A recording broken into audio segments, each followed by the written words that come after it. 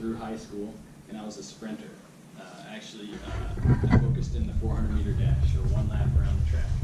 So well under a minute, under 50 seconds actually. I was a pretty decent sprinter. And then I joined the military, and in the Army it was a 2-mile run as a physical fitness test. I never lost one for 8 years, so I figured out I probably should have been a distance runner the whole time, but I had no idea. I wish I would have tried it when I was younger. But then I had a first sergeant who said he would give me, I was stationed in Hawaii, and he said he would give me the day off if I ran the Honolulu Marathon. And I didn't have any concept of what it meant to run 26.2 miles. My longest run to that date was about 5 miles long. So I said, sure, I'll do it. And I was hooked after doing it, but I couldn't walk for about 3 days. So 3 years later, I was out of the military, and I got into it a lot more seriously. And 11 years after that first one, I was able to cut over 2 hours off that time from the first one. So there's a lot that went into that. It wasn't anything that happened overnight. And I was a sprinter to start. So, you know, you can be good at many things throughout, you know, your running career for the younger folks out there. But I'm going to go over a lot of stuff tonight, skim over some stuff. So if you hear anything as we go that pertains to you, because some of it may or may not as we go, just stop me and ask questions as we go. And then we'll open it up at the end for questions again too. So, I need some slides here.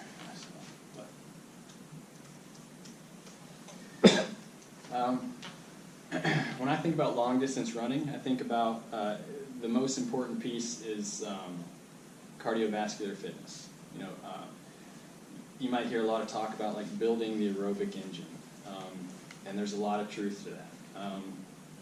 You know, running well is aerobic fitness, you know, plus mechanics and technique, and then plus maybe specific fitness, getting ready for a singular event. There's a couple other things that go into there, you know, work ethic and not getting sick or injured and things like that. But aerobic fitness, your technique, and then your specific fitness for that race. But you've got anaerobic and aerobic, and I'll probably refer to some of this again, but aerobic running, this means basically with oxygen. So oxygen is your primary source of fuel, more or less. Anaerobic means without oxygen. Okay, so as you're running and you increase, say, as you increase your speed here, going this way, and this is your oxygen here usage. So as this increases, you hit a point where this starts to curve up here. Okay.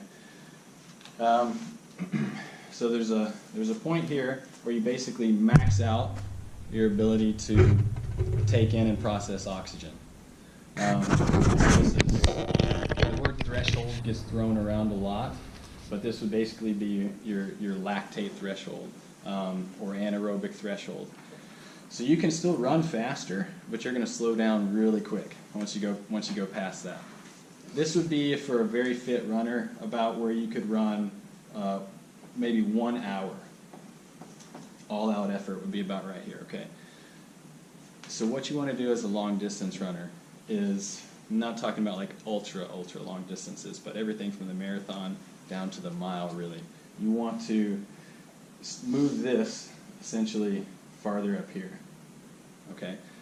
So then you're doing more of your effort still using oxygen, okay, if that makes sense. So you're able to stabilize a lot of things there. Also, like levels of lactate would be involved here. So if you were to take a blood sample, you'd be around 4 millimoles per liter of lactate at this spot right here. Now if you moved it out here, now you'd be running at this spot at, say, 3. So maybe you could sustain this for close to a marathon all of a sudden, whereas this used to be, 45 minutes was the max you could sustain there. So this is what you're trying to accomplish with a lot of long distance running, and this is some of that comes with some specific work targeted to move this up, but a lot of it comes with just building this whole area here, that aerobic fitness and getting miles, so to speak. I'm going to mention this probably a few times, but I'm big on minimum effective dose. So if you're used to running 15 miles a week, you don't need to run 50 the next week. You need to run 20, and you're going to get something out of that. You're going to grow from that, okay? Stress plus rest equals growth. So you have to apply the stress constantly to keep causing a compensation to get faster.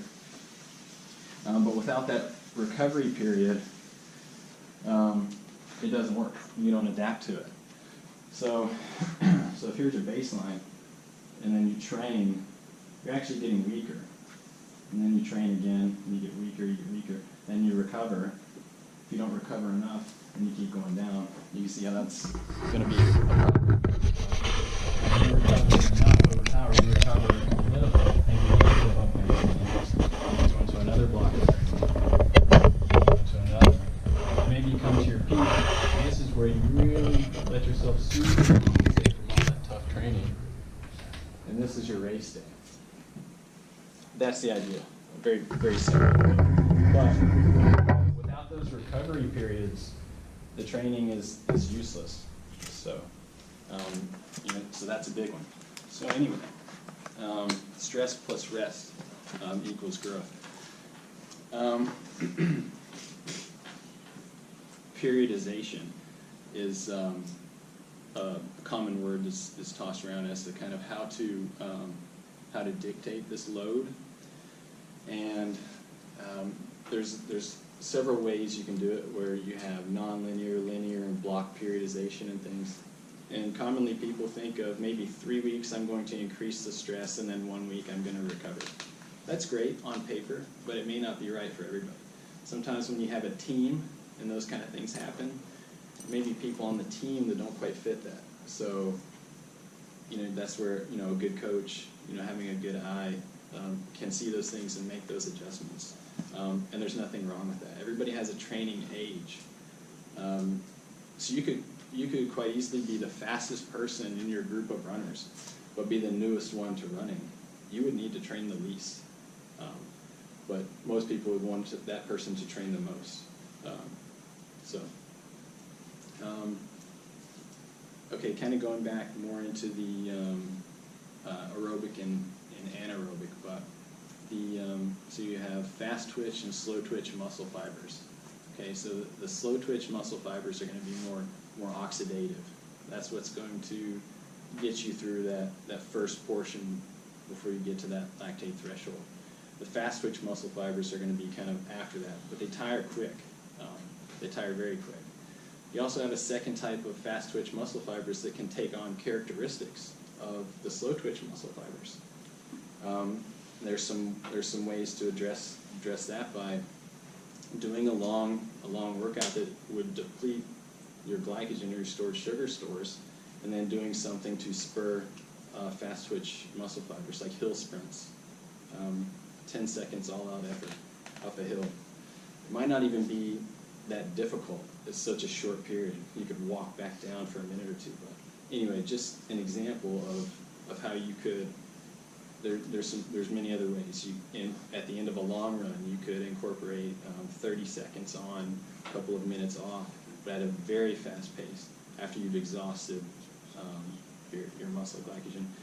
And these type of things, they take time and mixed with everything else. So anybody can. I would say everybody, if given the right amount of training, can be an endurance athlete. It just takes time. Some people may have natural tendencies right away, but if you do the training and give it time, anybody can improve in endurance. And that's what's so cool about endurance training. You do the work and you see the results. Good question. Yes. In terms of, like you mentioned, the threshold, and does it matter if you're targeting like a marathon or 5K? So how long you can sustain that constant speed? Is that what you measure, or you have a 30 minutes or 60 minutes? Is it a fixed time frame you can continue on that speed, that's where your threshold? Yeah, good question. Well, the threshold's always going to be around, and you could measure this by heart rate, and it's going to have the corresponding lactate. Most people aren't going to do a lactate test, but you could just know. And there's several methods to go about doing this. You can do a 30-minute run, all-out effort. At 10 minutes in, you can hit lap, and whatever your average heart rate is for that second 20 minutes, it's going to be pretty darn close to where that lactate threshold heart rate is going to be. And then based off of that, you can do percentages of, so a percentage of that is going to be what you would do in a marathon, or roughly 2 millimoles of lactate.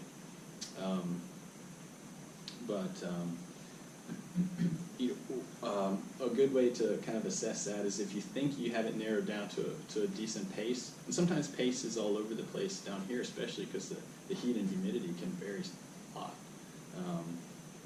But so knowing that heart rate as well, and then also the perceived exertion, and being able to kind of use, triangulate, use all of those things to measure, but are all just skills. But if you were to go out and do repeats of like 2 kilometers, which would be 1.25 miles to 2 miles long, and recover for maybe a 1/4 mile to a 1/2 mile, very easy jog. But if you're able to do, I'd say, 4 or 5 of those, and you could look at your heart rate decoupling. So how fast does your heart rate rise on that first interval versus how far does your heart rate rise on that last one? And if in that first one you're raising like 2%, all's good, and that last one you're raising 15%, that's not a pace that you can sustain. Does that kind of answer a little bit? Yeah, because I just try to see, because Yeah. let's say I fix a time, I'm running 9 minutes mile, 8 minutes mile, and after the heartbeat maintains pretty stable, but after, let's say, 5 miles, then you start climbing up. Yeah. So then I think, does that mean that is where I can, or Yeah, and it's shorter? There's a lot that goes into that too, because of just how much fatigue you carry into the workout, or what time of day it is, your hydration levels and things like that. But if you, I'm a big proponent of wearing a heart rate monitor, and if you wear them all the time, rather than going in with some preconceived number based off of some equation that somebody said is what your heart rate is. When you start to recognize those patterns because you wear it every day, you start to pick up on things. But you're going to get that cardiac drift, it's called. So if you run at the same effort for long enough, your heart rate is going to drift up. And over time, you start to realize that, like, okay, if I do a 10-mile run, I know that, about how fast that's going to drift up if I start at this pace. And of course, you gain fitness, and some of that changes somewhat. And then as it cools off in the wintertime, the heart rate comes way down. So, yeah. So that's a good one too. Is avoiding the sun is big. A lot of people think that making running harder is going to be a good thing. Running's hard enough, and if it means that now this adds enough stress to your week or your month or however you like to quantify your training, that all of a sudden you're kind of missing times on your key fast workouts, or you're having trouble on your long workouts, finishing or holding pace or whatever. Maybe it's not because that pace is too much for you, but it's because you've had too much heat stress throughout the week that was hard to kind of quantify. So I'd say avoid the heat if you can. I mean, if you have job and ability to get up early or go out late, then do that.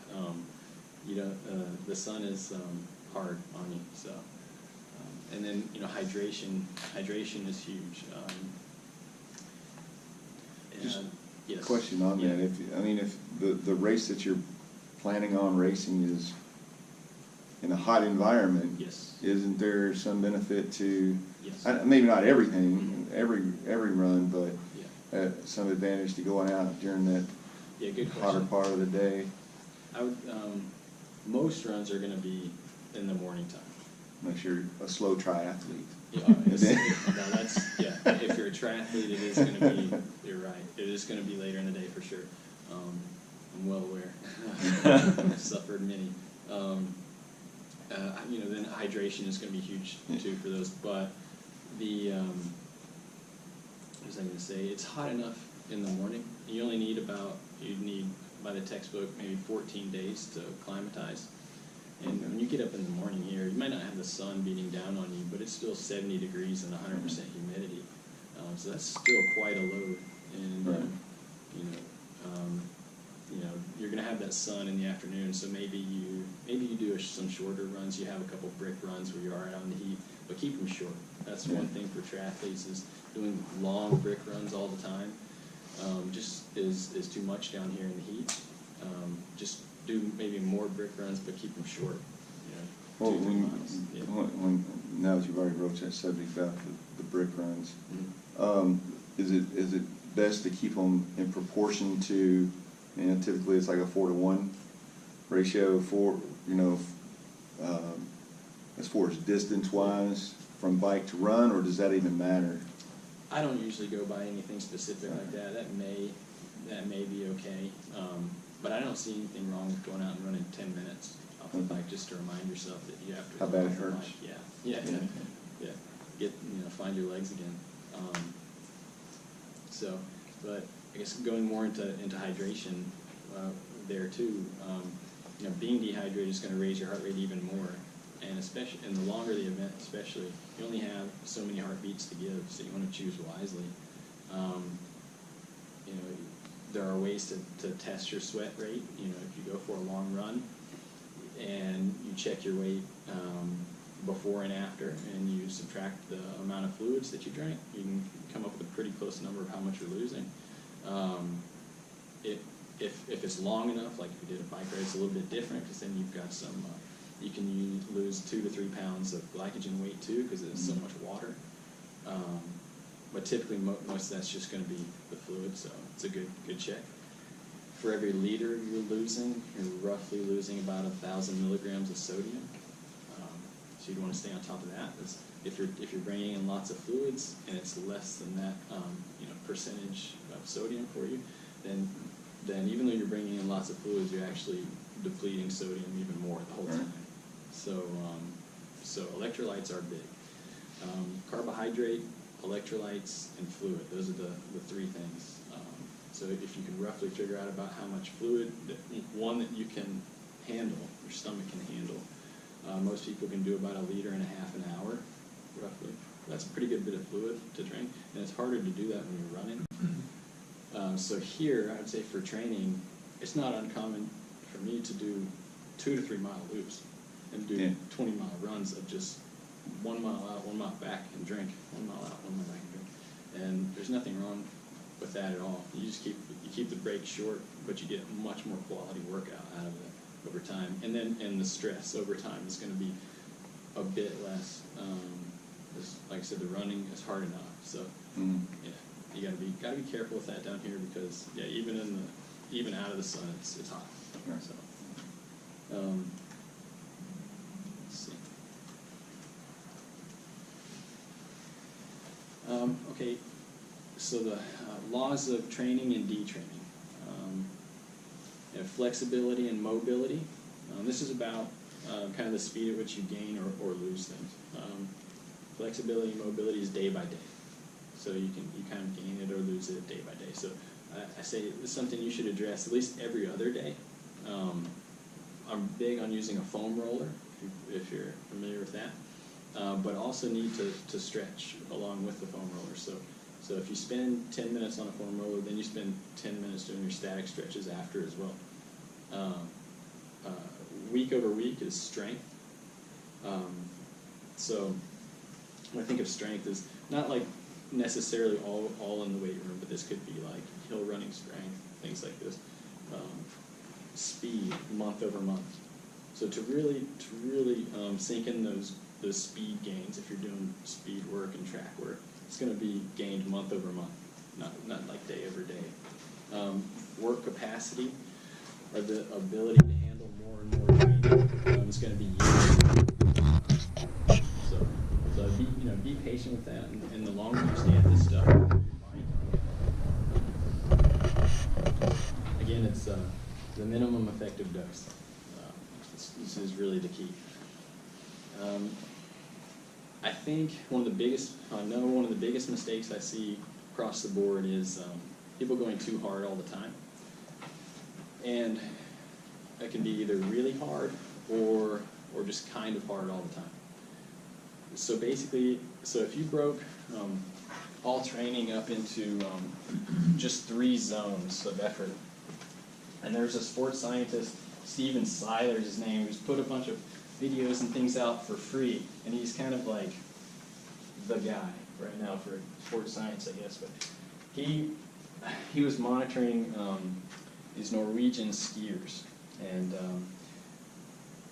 he was just kind of in awe of them when he first got to Norway. And so he asked the coach if he could just go and check them out while they were practicing. So yeah, go ahead. So he goes out there and he sees this world champion girl come up, and she's flying. He's like, oh, wow, it's just beautiful form, all these things. She starts going up the hill, and she was walking.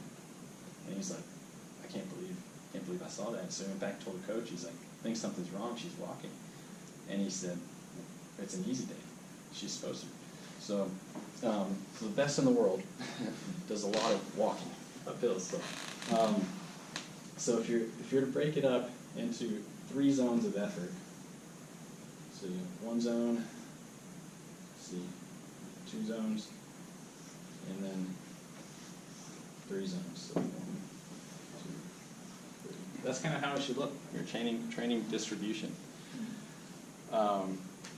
You'd want most of your training to be in zone 1 for a long distance athlete, and then some really quality stuff in that zone 3.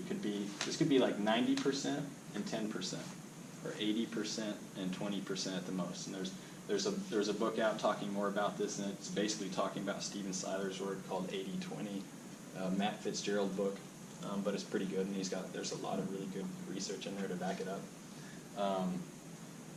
There are some specific times that you kind of get into this, but what happens is when athletes go out and they self-select their pace, so you just go out to do a run on your own, and I'm just going to go do an easy run.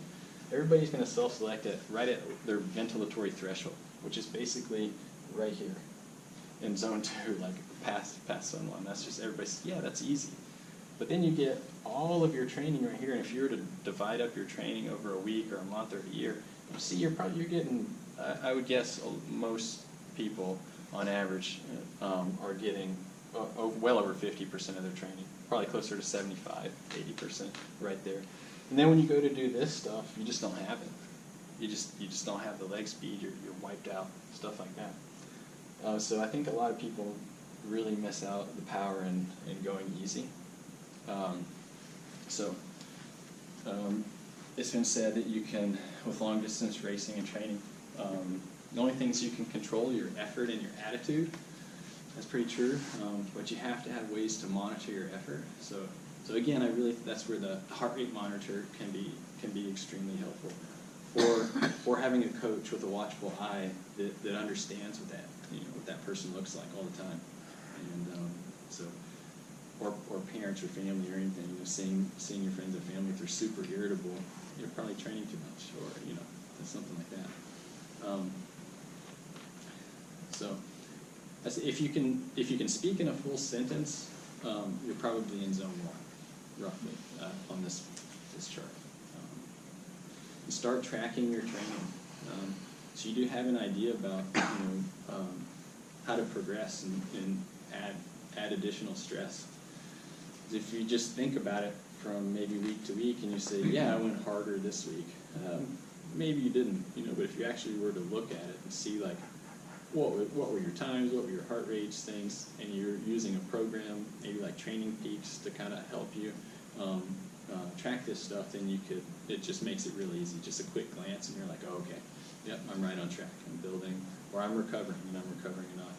All right, I'm just going to talk a little bit about running technique. So head position. When you're running, you want to roughly be looking about 30 feet ahead of you and downward with your eyes. You see some people that like to tilt back a lot, or some people that get really too far forward. But the head's like a bowling ball. It's a lot of weight and a lot of stress on the neck. So you really want it to sit right on top of the shoulders, the ears over the shoulders. So if you need a cue or something, you just tell yourself, like, to tuck your chin and find that spot on the ground and keep it still. I mean, not like too rigid. You can have, you know, some movement is okay, but over your shoulders. Shoulders should be down. Don't let your shoulders rise up. That's a big one. Try not to let them go too far out to the side either. Like it's just wasted oxygen.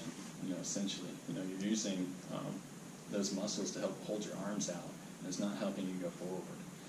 So it's forward and back like the tracks on a train. Hands are loose, but you'd want a light curl, and then your thumb right on the first joint of your index finger, like you're holding a potato chip. You don't want to break it, but you don't want to drop it, and then the fingers are curled loosely. So like tracks on a train, chin's tucked. Let's see, hips. One analogy I like to use is somebody's got a rope around your waist, and they're pulling you forward from the hips. You see, you know, some people you may know when you get tired running, you find yourself kind of sitting down, and those hip flexors are just on fire, trying to hold yourself stable like this. When really like this is just so much easier. You know, let your bone structure support you. So pull those hips forward like you're being pulled forward by that rope. So as you can see, it's basically trying to keep, you know, everything, using your bone structure to help support your body. So especially when you run faster, you can't have a slight lean, and you want that to come from the ankles and not the hips. And so sometimes when you run forward, you think you need to get your weight forward and bending hips. What you want is to bend from the ankles. So just a good rule when you go out to start maybe a fast interval or anything, or just to reset yourself going out for a run, is just lean from the ankles until you start falling, and then run. So if you think of running, controlled falling or a series of small hops. So if you're ever plyometrics, the best plyometric is fast running, because you're basically just hopping. You know. Okay, foot strike. You know, there's been a lot of talk about foot strike, and then there's the big push with minimalist shoes and barefoot stuff a while back. It's kind of over now, I think, but so basically what they found out is that there's a lot more marketing hype than anything else, and basically the foot strike was just a result of what was happening much farther up the chain. So it doesn't really matter. And if you look at the fastest runners on earth, men and women across the board, they all strike differently, and a lot of them heel strike. So it really doesn't matter if your heel strikes, as long as your lower leg is vertical. So if your lower leg is out here when you land, if it's kicked out with a forward angle, and you can have somebody take a 10-second video clip of you and check yourself out, but you want that lower leg to be straight up and down, vertical, so you don't get those pushback forces of kicking out. And to go even further, if you can measure it, you want less than 165 degrees of bend at the knee. When your foot touches the ground, if you measure it from your greater trochanter, the outside of your knee to your ankle, you'd want less than 165 degrees. And then if you measure it again to neutral, which would be if you put a rod straight through both knees as you're coming through, that's neutral. And the best runners are at neutral more often than slower runners. So when you see the better runners, a lot of times they may have these beautiful strides, but it's very quick, very efficient, and they actually never get too far away. So they're going to be less than 25 degrees difference from contact, so less than 165, coming to neutral, and that difference in angle is going to be less than 25 degrees. If you're greater than that, you're overstriding, so you're getting a lot of negative impact forces. So you probably need to pick up your cadence a little bit. You know, if you're somebody that runs with a slower cadence, this may be like 70 left foot strikes in a minute, then try to bump that up, 75, 80, work it up. 90 is kind of like what they say is ideal. Could be a little bit over that, but whatever you are, just try to work it up a little bit. And it's not everything. But I would say if you're below 80, try to get it up a little bit, and stuff like that kind of starts to go away. So awareness is the key. You know, drills, just more running sometimes is all you need. Like literally, if if you're doing all the right things, you're stretching, you're doing your drills, and you're running, give it some time. After another month or 2 months or 6 months of running, the body kind of finds a way and kind of adapts and kind of changes on its own a little bit. So sometimes you don't need to rush to find a fix for every mechanical thing that's going on either. And nobody has to look exactly like anybody else is the big thing. So whatever you look like as a runner, if there's some unknown deficiency that you want to work on, it may never look like that, that Olympian, but it can look a little bit better than it is, and that's an improvement. That's the goal. And even some of the best runners in the world have real mechanical issues sometimes. So the best athletes are the best compensators. Okay, so you have efferent and afferent signals. Whenever you hit the ground, you're basically sending a signal to your brain as to how much pressure to apply back. So if you think about that, every time when you do drills and you do skipping drills and stuff like that, you're trying to apply metrics. You're trying to work on that proprioception and the feel for the floor. So you never want your feet, say, to be like soft tomatoes. You want them to be like bouncy balls, basically. And because of this, like tendons start to kind of stiffen up in runners, and the swimmers may have really loose ankles and can kick like fish a lot of times, whereas runners have very stiff ankles and drag them through the water sometimes. But that's just kind of adapting to your sport. But that's how you store energy and return it into that hard surface to go faster. So any weaknesses in the chain.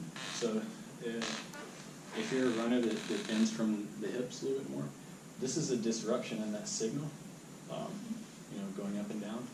So this is some focused things with some core training, with some strength training. Again, minimum effective dose, but maybe focusing on those key things that you really need, rather than just going in and lifting a bunch of weights to lift weights. Now like, okay, I have this issue in my hips. I'm lean, I'm standing crooked, or at the end of every race when I see my race pictures, my hip is dropping on one side. These are some real things that you can address. They would help you specifically. So talk to me about that. See, recovery starts immediately after training, or really during. And you should fuel your workouts too. I'll get a little bit more into that in a second. Let's start with immediately after training for your recovery.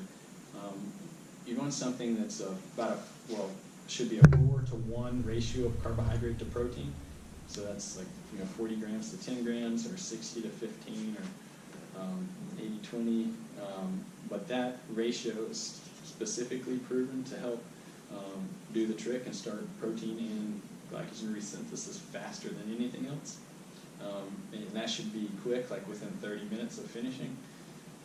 And it should be very high glycemic, so it should be not the stuff we typically think of being healthy athlete food, but something that's going to raise your blood sugar quickly, especially if it was a difficult workout or a long workout. That's the time you actually need that stuff. That helps shuttle it in even faster. So that's going to help set you up for that run 2 days from now. That's a key workout that you need to be ready to go. So it starts right then. Then about an hour or two later, if it was a depleting run, if it was a really long, hard run, then you also need a high carbohydrate meal an hour or two later. Everything else, I just say keep it simple. I know everybody has lots of dietary needs and things, but eat colorfully is a big one. Stay hydrated. Always carry a bottle with you wherever you go. Especially if you're traveling, or if you go to a race is a big one. I see people go to expos and walk around for hours and it's like they have no food, no water, no nothing. At cross country meets, races, or you see it all over the place. You should always have that stuff and be sipping on stuff. Compression gear, nothing wrong with that. It's not going to make any massive changes, but if it makes you feel good, then it's probably okay. And, you know, especially if you're traveling, I'll say if you're traveling, something like compression socks would be actually really helpful. So if you did something difficult and then you gotta go hop in a car for an hour or on a plane, even worse, then you should be sipping on sports drink, not plain water, and compression socks would be helpful to keep the blood from pooling in your legs. That'd be the best time to use that stuff. Foam rolling, again, that's like the toothbrush for your muscles. You can use it every day. Consistency in training. So if there was a training program that you could follow almost exactly for 52 weeks through the year without illness or injury, you're going to be stronger at the end of the year than somebody who had massive weeks of training and then got injured or sick. And that's true. Another thing is it doesn't have to be fancy to be effective. You know, some of the best athletes have had some of the most boring training schedules you can imagine. But they do a good job of recovering. They know when it's time to push and when it's time to rest. Let's see. Okay, different types of workouts. Recovery runs, easy runs. Again, it's kind of in that zone 1. Long, slow distance. Not all long runs have to be long, slow distance. Like especially if you're in something like marathon training, or if you're an athlete that tends to be a little bit of a more fast twitch type of runner, and you want to try to work over some of those type 2X muscles to be more slow twitch, then maybe you incorporate some different things at the end of your long run to address that stuff. Or you do some of the long intervals or long tempo within your long runs to get ready for a marathon. So not every long run has to be long, slow distance, but there's nothing wrong if it is in your program, depending on what you're getting ready for. Let's see. Intervals could be by time or by distance. You should start with equal to or greater recovery time as the time of the interval. So if you had a 4-minute interval, you should have a 4-minute or greater recovery to start, and you basically bring down the recovery time as you progress your training. And then right before a race, you'd actually take that way out. So essentially, right before you'd be getting ready for a race, instead of continuing to drive that stress, you're trying to get that super compensation, and you're just trying to really hone in on the feel of what it felt like to run those intervals. It felt so hard when you had short recoveries weeks before. But now you're doing them, and say you do 4 minutes on and 8 minutes off. You're going to feel so fresh, and that's good mentally going into that race. But it's also good physiologically to get you primed for that race. Let's see.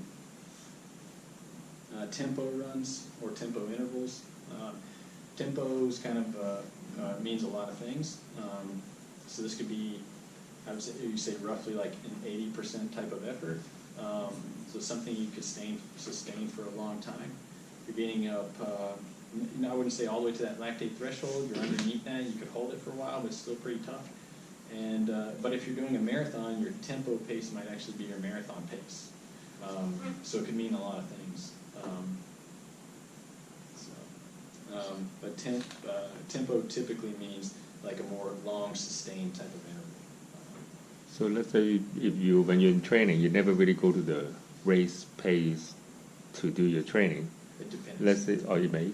Yeah, Okay. it depends. If it's a marathon or a half marathon, even you want to get really good and efficient at running that race pace. So if you're preparing to run 26.2 miles at a certain pace, then maybe in your peak training you might do a 20-mile or 22-mile run. There might be 12 or 14 miles at marathon pace divvied up throughout that run.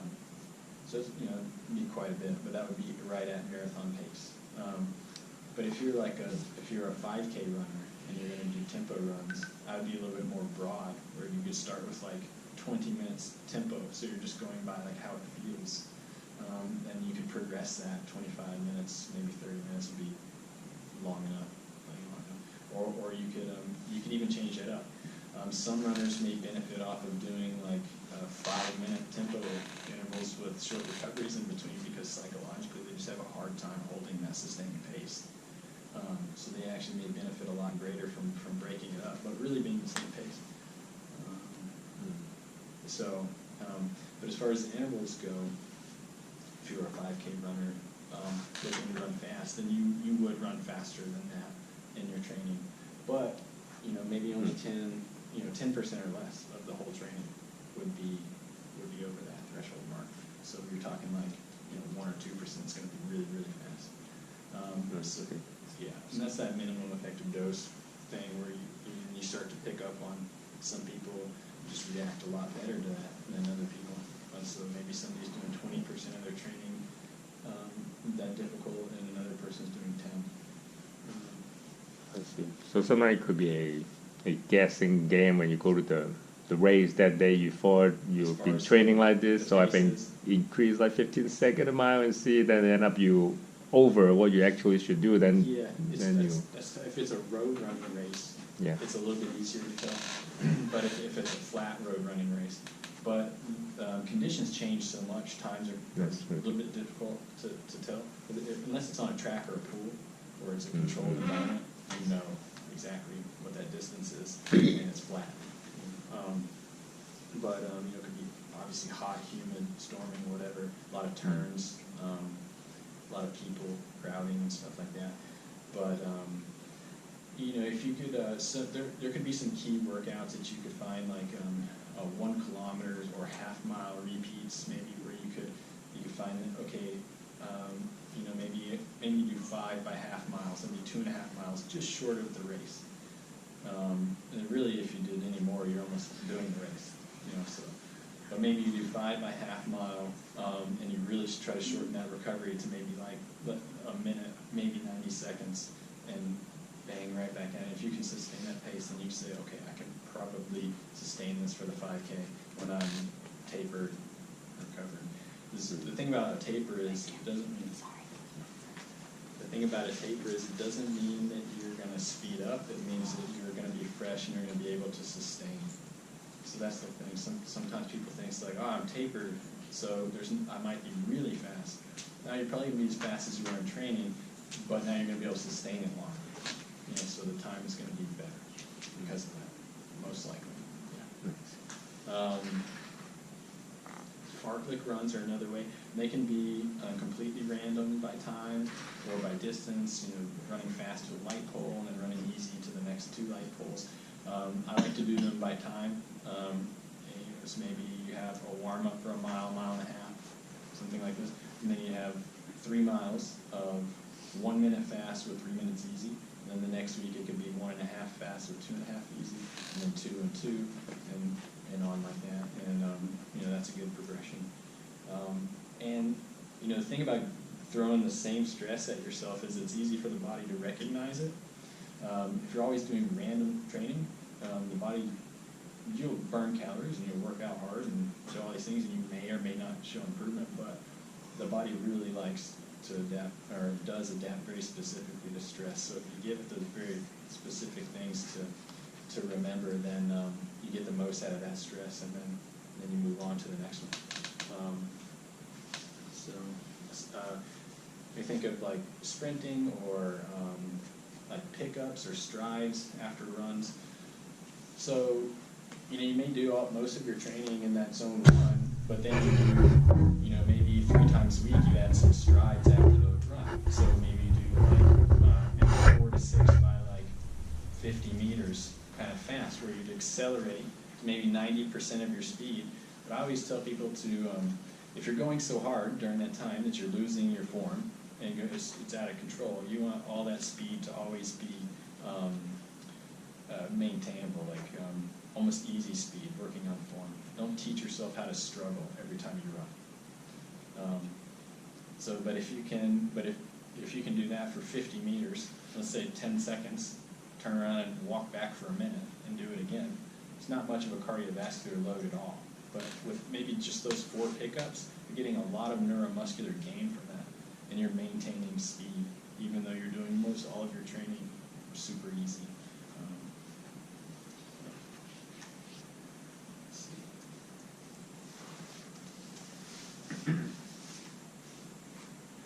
Okay, I talked a lot about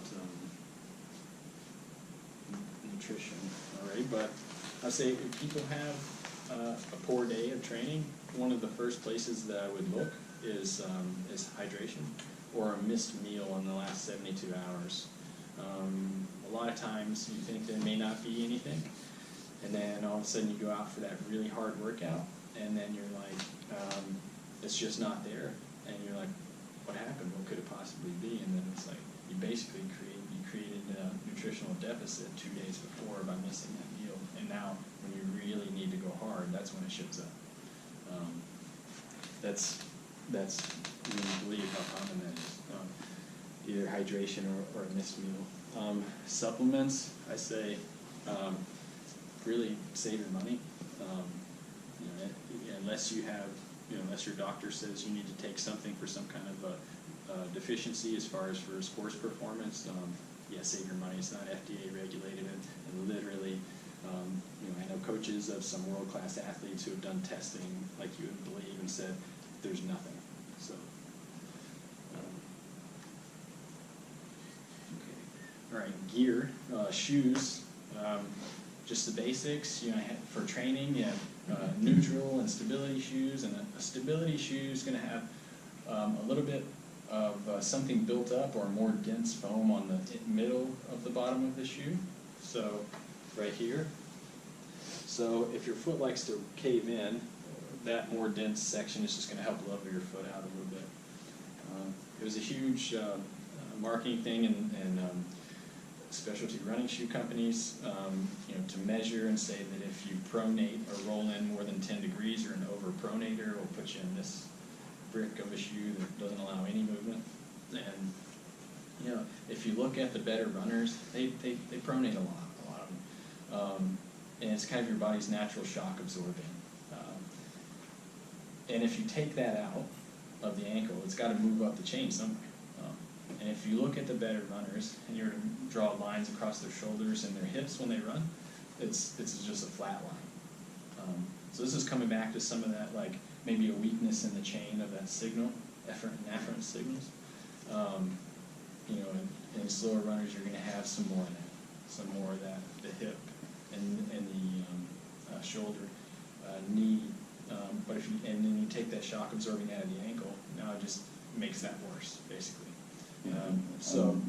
That was kind of my deal. I was pronating, and I was wearing a stability shoe for a while, and eventually my knees just got so bad they started hurting really bad, and so I basically went back to a neutral shoe. Just had a lot of cushioning in it, and I'm actually back out running on the actual road now, which has been several years since I've been able to do that. So women tend to need them a little bit more than men, typically, just a little bit greater Q angle and more stress coming in, and so they have more risk for ACL injuries, and just the angle is greater, basically coming in, so it causes a little bit more of that roll. So maybe you do need some of that roll, but yeah, I've seen that a lot.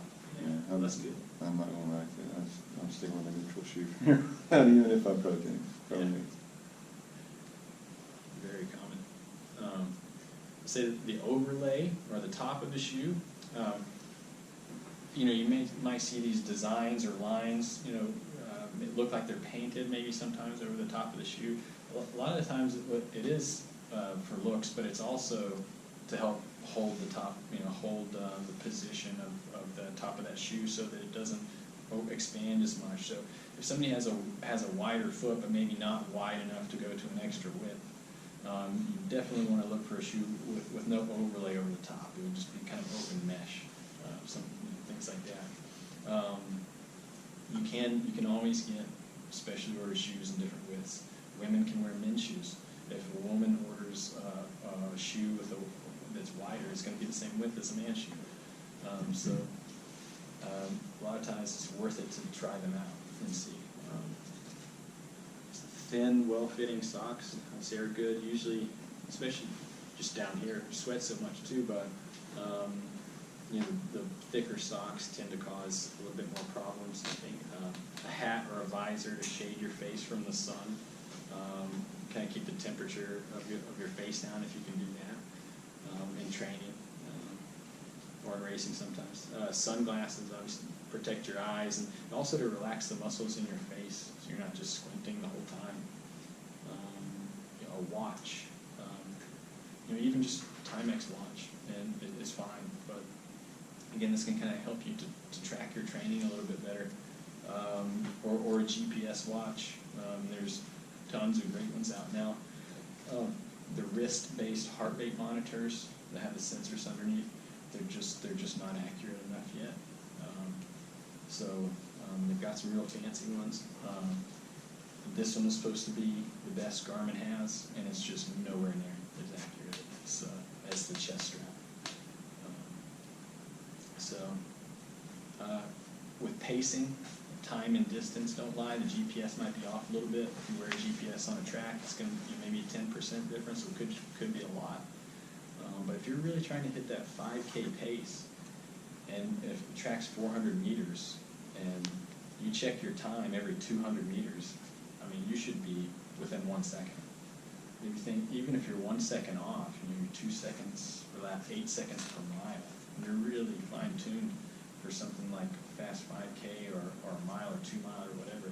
8 seconds per mile could be the difference between, you know, having the race of your life and just completely losing it. So pacing is big, and checking that pace often with time and distance is much, much more accurate than the GPS. But the GPS is good if you don't have anything else, especially if you can run on a straight line, which is not too hard to do around here. But you could spray paint a dot on the road exactly 200 meters if you wanted to, every 100 meters if you wanted to. Aquaphor stuff for chafing is really quality. Just pick it up at Publix or wherever, but stuff like that can really save the day on long runs sometimes. Okay, one of the last things I was going to talk about was just some running drills. If you've ever seen or know about running drills, just some of they're good. They're not just kind of extra within a workout. I would say they're also a good dynamic way to warm up into your workout. When I do track runs at Naples High School Monday and Wednesday night, we're Gold Coast runners, and every workout we do dynamic stretching drills for 10 to 15 minutes before every run. And knock on wood, but we've had, I think, almost no injuries in almost 3 years now. So we've been pretty good. I think that's a big part of it. But we always come in, we do maybe a warm-up mile, we even talk a little bit, and then we do an extra 10 or 15 minutes of drills, and then we do the workout. We always do butt kicks, A-skips, we do ankle hops. And one of my favorites that we don't do a lot there, but I would suggest, especially if you have maybe weakness in the hips, when you run is ankle hopping. You can just create a little square on the sidewalk, pretend there's one, or put out tape or whatever you want to do. But if you jump, if you go side, diagonal, side, diagonal back to the start, and you just hop in circles, and you do like 30 seconds on, a minute or so off, whatever. But then you can do also with one leg, which is a little bit more difficult, but same thing. Where you do side, diagonal with one leg at a time. And when you start incorporating those things often, you'd be really surprised at how you hold yourself, your posture at the end of long runs all of a sudden.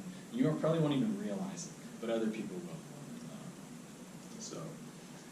Strength training, core training, plyometrics, all these things are good and useful, again, minimum effective dose with that stuff. With the strength training, I always say you want to have an athletic focus. You typically want to stay away from like single joint exercises. You never want to overload one side of the joint. You think everything that we do in athletics, whether it's throwing a football, kicking a soccer ball, running, anything, it's all, you're incorporating many muscle groups and slings into a very complex movement. Never are you overloading just one side of one joint. You know, now when you go to use that one joint and that particular muscle to do that dynamic movement, you know, now you've overloaded that, and you cause everything should be always compound movements with an athletic focus, unless you're pure beginner and then you start light single joint and work your way up, or if it's in a therapy type of situation. So if somebody has a hard time doing a push-up, for instance, you break that movement down into more simple movements until they can do the push-up, basically. So in that case, you would do those single joint exercises so that you could then do the more complex movement.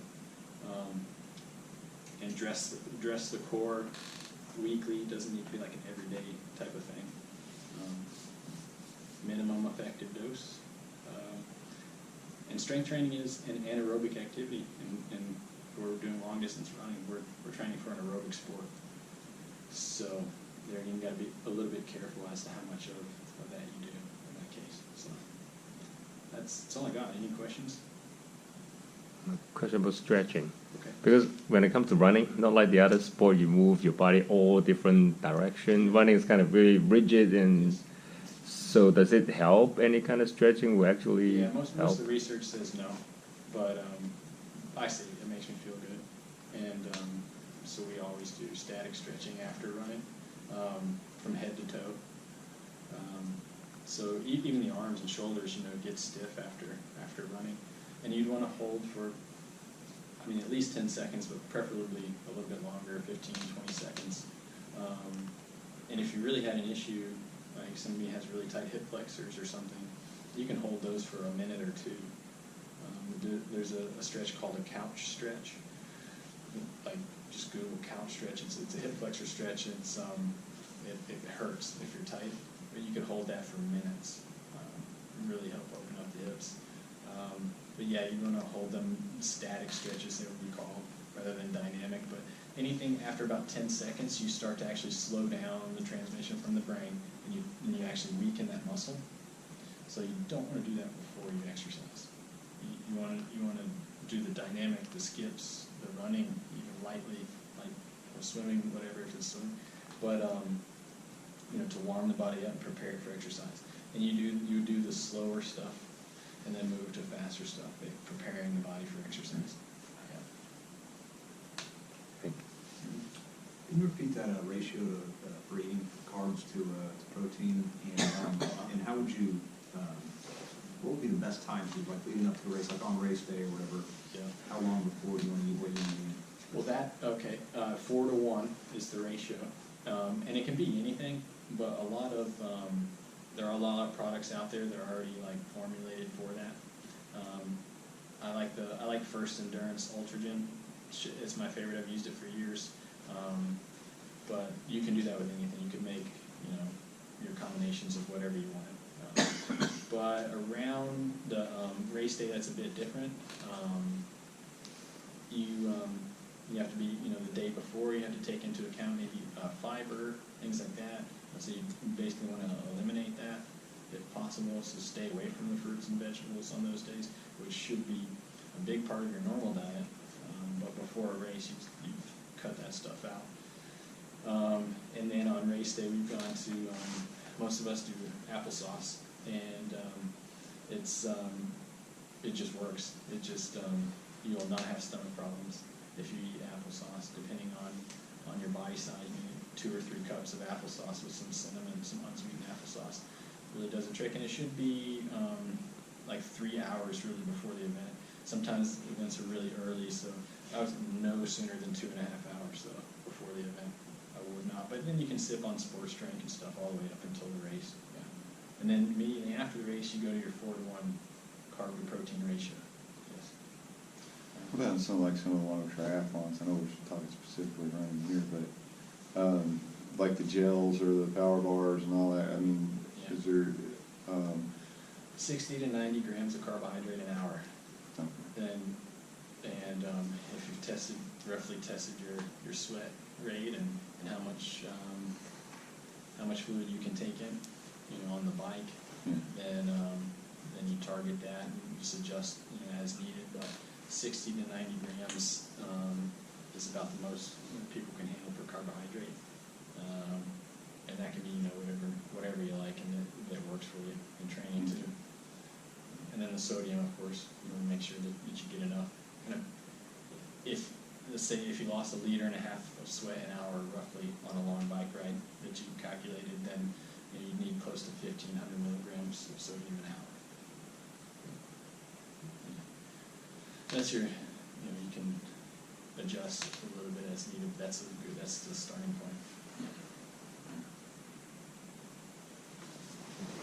point. Well, thank you.